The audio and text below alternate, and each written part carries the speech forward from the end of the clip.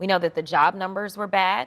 We know that this big, ugly bill is going to directly harm so many people. These guys don't play by any rules. They break everything. When were you lying? And why are you lying? What is the cover up?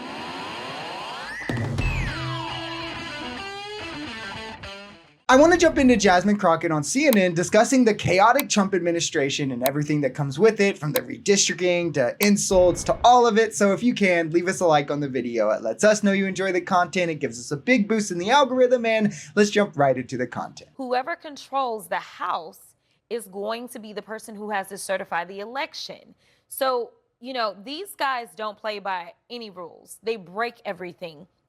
And right now, they are trying to not only rig the midterms, but potentially rig the next election by making sure that we have more of these complacent, complicit folk continuing to run the House, because honestly, they just do whatever he tells them to do. And what needs highlighted is the full system of how this is done, because this is really just one kink in a larger machine, right? Redistricting is a key part, but just one. Another is passing laws that disenfranchise voters. Texas also did this with strict voter ID laws, which disenfranchised almost 5% of their electorate overnight, like that, predominantly of which were African Americans, though these laws do affect multiple populations, Native Americans, the elderly, the poor, just to name a few. There's a multitude of other suppression tactics and tricks that the right engages in as well, including disqualifying ballots for minor clerical errors like postage errors, not even things related to the ballot, of which also typically disproportionately affects brown and black people as well. This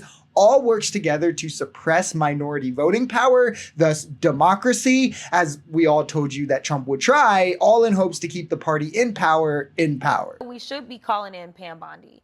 We should put her under oath to testify in front of judiciary on the House side. About Epstein? About Epstein, absolutely. What do you want to know? Well, first of all, she said, I've got the files on my desk. Then the next thing you know, she said, well, wait a minute, there are no files. Which one is it?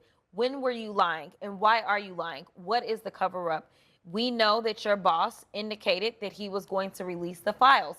What is the holdup on releasing the files? And how are you going to go about determining what is relevant, right? What is, I forgot the exact term that he used, but that's basically what he said, right? Like, what is going to be your process? Let's talk about MAGA priorities, because I think that needs highlighted here. When they have no evidence of a Biden scandal, they subpoenaed Hunter Biden. They had 100 congressional hearings, wasting your taxpayer money with different testimonies. Remember, like the Russian agent guy they had come up and testify because it was so important to them to score a political point, essentially. But their stated goal was the American people deserve the truth. So with that, they deserve the truth. But now Trump says he has a list full of elite PDF files, then says, we're never going to release it. And MAGA just wants us to move on. Like, that's not a truth that Americans deserve, so much so that Democrats put forth an amendment that would force the release of it, and all Republicans vote against it because they're a cult. Child trafficking means less to these people than owning the libs. Never forget that. I'm glad we could at least settle it. And for MAGA voters, they say, oh, we can't trust the media because they lie when they talk about Trump or lie about COVID or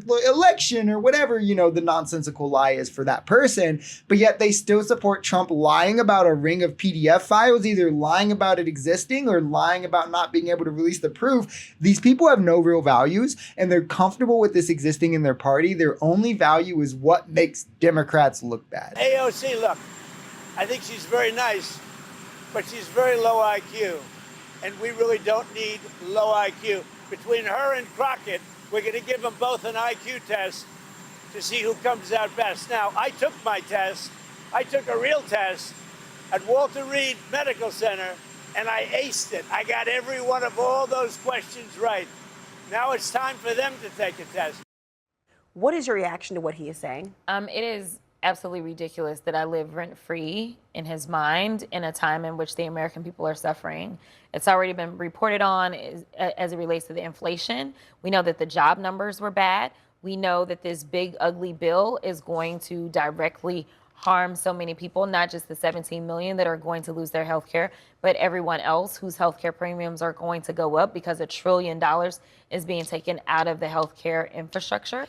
There's a lot of things he could be working on, but for some reason, he is constantly focused on me. And personally, I've never met the man. As much as Trump likes to throw this insult around, I'm genuinely curious if anyone with even an average IQ at that thinks that Trump has anything but a slightly below average IQ. But this is an odd obsession and an odd use of time for a president, right? Especially, again, we still have a housing crisis in this country. Prices are going up. Wages have been stagnant. Wars are boiling over abroad.